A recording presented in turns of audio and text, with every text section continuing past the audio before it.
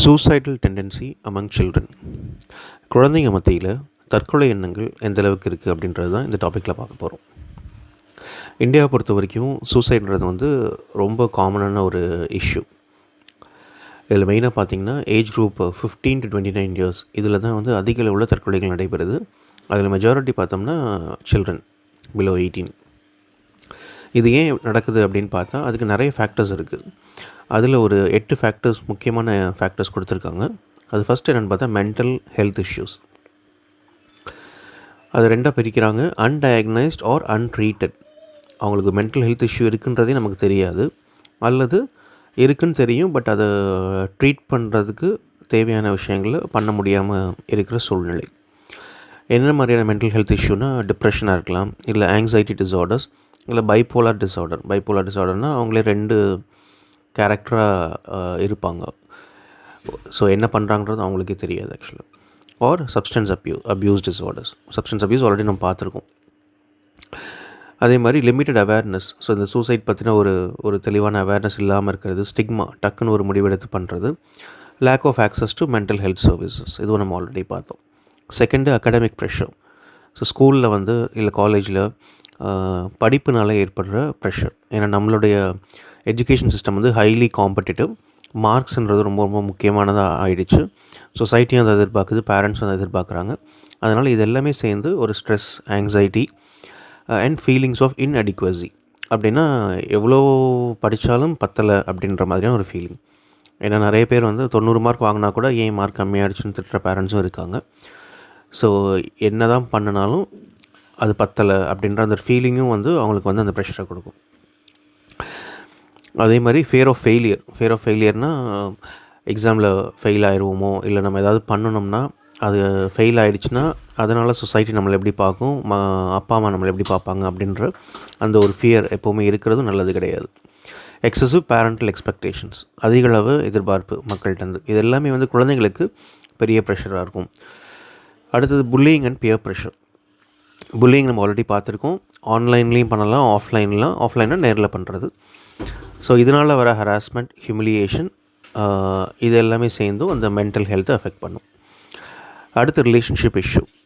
So கூட இருக்கிற school ஃப்ரெண்ட்ஸாக இருக்கலாம், இல்லை காலேஜ் ஃப்ரெண்ட்ஸாக இருக்கலாம், இல்லை மற்ற ஃப்ரெண்ட்ஸாக இருக்கலாம், அவங்களோட ஏற்படுற conflicts, romantic partners, boy friend இல்லை கேர்ள் ஃப்ரெண்ட் இஷ்யூவாக இருக்கலாம், ஃபேமிலி மெம்பர்ஸ் அவங்களுக்குள்ள பிரச்சனையாக இருக்கலாம். இது எல்லாமே அவங்களுக்கு ஒரு ஸ்ட்ரெஸ்ஸை கொடுத்து ஒரு சென்ஸ் ஆஃப் ஐசோலேஷன், அவங்கள தனிமைப்படுத்தும்.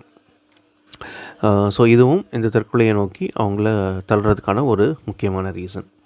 அடுத்து ஃபேமிலி இஷ்யூஸ். ஃபேமிலிக்குள்ளே நடக்கிறது, ஃபேமிலி அப்பா அம்மா கூட இருக்கிற பிரச்சனையாக இருக்கலாம், இல்லை அப்பா அம்மா அவங்களுக்குள்ளே ஏதாவது மேரேஜ் ப்ராப்ளம்ஸாக இருக்கலாம், அது இவங்களை இம்பேக்ட் பண்ணலாம். இல்லை ஃபேமிலி பிரிஞ்சிருக்கலாம், அதுதான் டிஸ்ஃபங்க்ஷன்னு சொல்கிறாங்க. Are unstable home environments. இப்போ வீட்டில் அடிக்கிறாங்க, இல்லை ஒரு ஸ்டேபிளான லைஃப் இல்லை, ஃபேமிலி இல்லை, ஹோம் இல்லை அப்படின்னாலும் அது மென்டல் ஹெல்த்தை அஃபெக்ட் பண்ணும். ஸோ சில ஃபேக்டர்ஸ் கொடுத்துருக்காங்க. Parental divorce, domestic violence, substance abuse within the family, neglect or lack of emotional support. இது எல்லாமே நம்ம ஆல்ரெடி பார்த்துருக்கோம். Socio economic factors. இது ஜென்ரல், அந்த ஃபேமிலிக்கு சம்மந்தமானது இருக்காது, அவங்க அந்த பர்சனல் சம்மந்தமாகவும் இருக்காது. ஜென்ரலாக சொசைட்டி, அந்த எக்கனாமிக் ஸ்டேட்டஸ் இதை டிபெண்ட் பண்ணி இருக்கிறது. ஸோ முக்கியமானது வறுமை. அடுத்து ஃபினான்ஷியல் ஸ்ட்ரெஸ், தேவையான அளவுக்கு பணம் இல்லை ஃபேமிலியில் ரன் பண்ணுறதுக்கு. Lack of access to quality education or health care. படிப்பு அதற்கான ஆக்சஸ் இல்லை, ஹெல்த் கேருக்கு ஆக்சஸ் இல்லை, ஆப்பர்ச்சுனிட்டிஸ் ரொம்ப கம்மியாக இருக்குது. ஸோ இந்த மாதிரி எக்கனாமிக் ஹார்ட்ஷிப்ஸ் இருக்கும்போது ஃப்யூச்சரை பற்றின ஒரு நம்பிக்கை இல்லாமல் போயிடும், ஹோப்லெஸ்னஸ். ஸோ அதுவும் இந்த தற்கொலையை நோக்கி அவங்கள தள்ளும். அடுத்து cultural and social factors. Societal expectations, gender discrimination, early marriage and restrictive norms. இதுவும் நம்ம ஆல்ரெடி பார்த்துருக்கோம். ஸோ சில கல்ச்சரில், சில சொசைட்டிஸில் இந்த ரெஸ்ட்ரிக்ஷன்ஸ் நிறையா இருக்கும்போது, டிஸ்கிரிமினேஷன் நிறையா இருக்கும்போது அதுவும் மென்டல் ஹெல்த்தை அஃபெக்ட் பண்ணி அந்த ப்ரெஷர் மூலமாக அவங்கள சூசைட் நோக்கி தள்ளும். அடுத்தது மீடியா இன்ஃப்ளூயன்ஸ். இப்போது டிஜிட்டல் வேர்ல்டில், மொபைலில், டிவி, இது எல்லாமே அதிக அளவில் எக்ஸ்போஷர் இருக்குது சில்ட்ரனுக்கு. Social media, television, movies, news, அதில் வர விஷயங்கள் பார்க்கும்போது அவங்களுடைய செல்ஃப் ஹார்ம் அப்படின்னா அதில் வர விஷயங்கள் இந்த சூசைட் பற்றின விஷயங்களாக இருக்கலாம், இல்லை செல்ஃப் ஹார்ம் அவங்களே தன்னைத்தானே வருத்திக்கிற விஷயமா இருக்கலாம், இல்லை கிளாமரைசஸ் ரிஸ்கி பிஹேவியர்ஸ், அதாவது ரிஸ்க்கான விஷயங்கள் பண்ணுறதை வந்து க்ளோரிஃபை பண்ணி அது சில பேர் வீடியோ போடலாம். ஸோ இதெல்லாம் பார்க்கும்போது குழந்தைங்கள் வந்து ஓகே நம்மளும் இதை ட்ரை பண்ணலாமே அப்படின்ற ஒரு ஐடியா அவங்களுக்கு வரும்.